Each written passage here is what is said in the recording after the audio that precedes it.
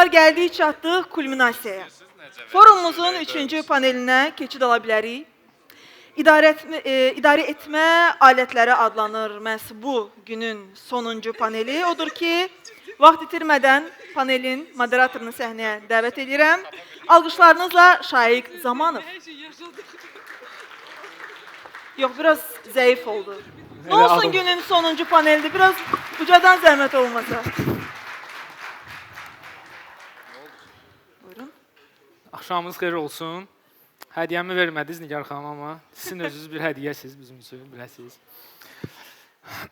Üçüncü panel, hər moderatorun dediyi kimi, ən maraqlı paneldir, mən düşünürəm. Və biz bir saat ərzində idarəetmə alətlərindən danışacağıq.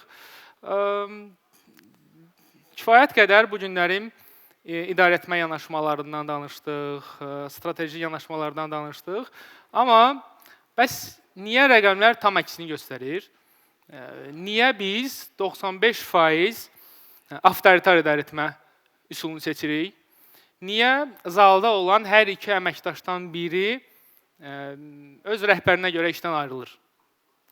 Nə qədər bizə görə işdən ayrılan rəhbərlər var, işçilərimiz var və yaxud bizim özümüz heç olmasa həyatımızda bir dəfə bu haqda düşünmüşük. Mən düşünürəm ki, bu prosesdə biz insanlara olduğu vəzifəyə görə yox, şirkətdə oynadığı rola görə yanaşma eləməliyik. Buna idarəetmədə holokratiya deyirlər və bunun əsas səbəbi verdiyimiz öhdəliyin yanında səlahiyyəti verə bilməməyimizdir. Ola bilsin ki, biz belə böyüyürük, özümüz inkişaf edərək hansısa nəticələr əldə etdikcə düşünürük ki, bu nəticə ən yaxşı nəticədir və komandamızın inkişafı üçün ən yaxşı yolu mən bilirəm. Düşünürəm, əgər alətlərdən danışırıqsa, kifayət qədər alətlər var.